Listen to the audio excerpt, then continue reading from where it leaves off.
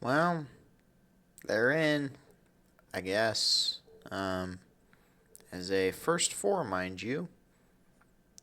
Um, okay. Um, all right. I said a lot of things last week. A week and a half now. It's been fucking 11 days since they've played. I've said a lot of things, and I still truly do hold that this team did not deserve at all to make the big dance, even in a final four, in a first four capacity. It just didn't play like it for so long. But here they are. I guess if they really want 12 teams, then I guess from the Big Ten, then I guess you pick the top 12. And there really was nobody, below us that was getting in. I was a little surprised that they would even consider USC, but if they're considering us in the tournament, then USC definitely. Just thought that USC 17-14 is interesting, especially Tennessee's. I get they have a 500 SEC record, but 16-13. I feel like these schools just need to schedule the max amount of games. Get to 31, and then you can stat pad against all the non-con teams that you want. Like just do that. It's much easier. It's the reason why Texas A&M isn't in the men's tournament or no, in the women's tournament. They fucking capitulated, but yeah. So we are given a somewhat of a layup opportunity in the third place team of the A10. They were preseason. In the preseason, they were ranked, and it's clearly taken them to the point that they're at now, which is one of the final two teams into the tournament. The other first four was a 10 seed thingy. It was against Virginia. Okay, so for my math, they took the head to head into account for North Dakota State versus Nebraska, but they didn't take it for Nebraska versus Virginia, which, mind you, both of them were at neutral sites. The Nebraska versus Virginia more, because that was way closer to Virginia. I, I mean, I don't fucking care because I didn't really think this team deserved it, but interesting. It says a lot about that, especially when they also had the Maryland 17, Minnesota 16. You know what it was? In their actual matchup, Maryland won in double overtime by one at Minnesota. It's just something a little interesting. I get Minnesota played excellent late on, but I still feel like if you're gonna count NDSU, you're gonna have to account for those. I don't know. A lot of things, especially in the Big 12, broke Nebraska's way.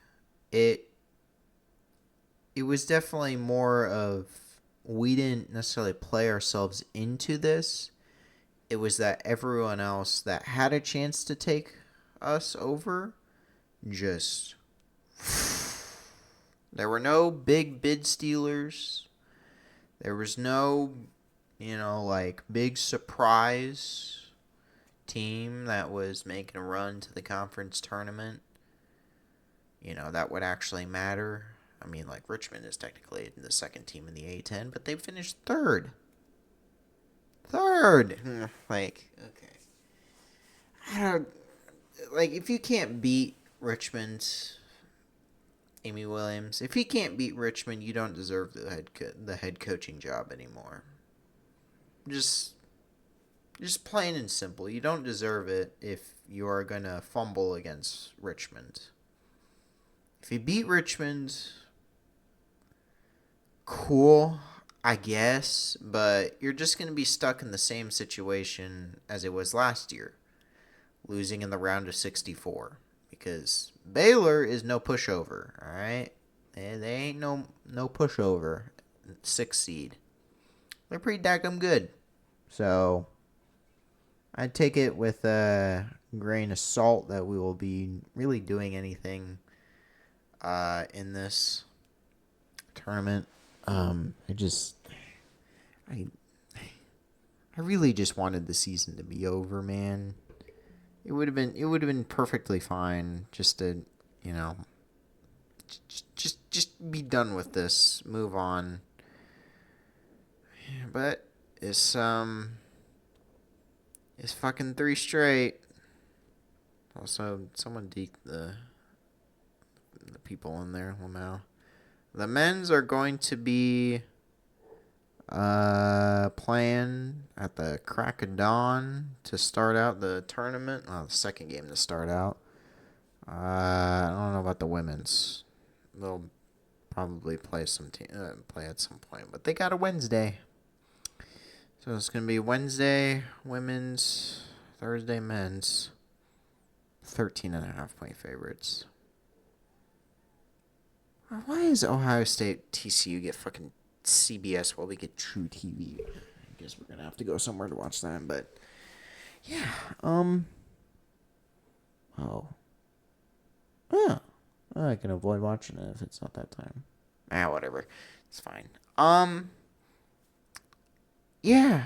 I think if you can't beat Richmond, a team that didn't even finish first place, didn't even make it to the conference tournament finals.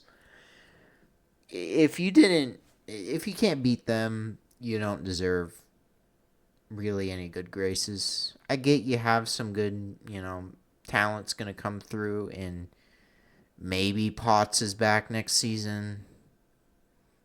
But it doesn't matter. You finished much worse than you did last year. Last year you had a comfortable tournament bid. This year you had a very shaky one that you had to sit on for 11 days.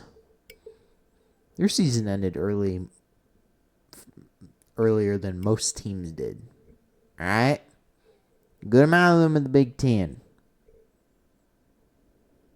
And if you are going to stay, I am going to have very lofty expectations. And I will be equally as mad if you do not fulfill them. And yeah.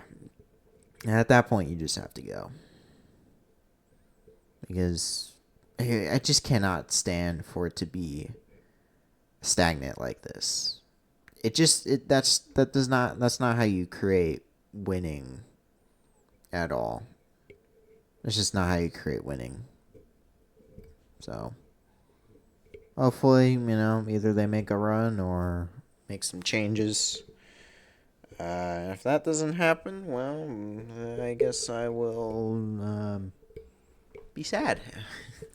And maybe not watch some of the games next year. But yeah. Alright, if they beat Richmond, okay. If they don't, okay. I'll crash out. It's fine. Yeah. Videos will be made for pretty much every game that they are in.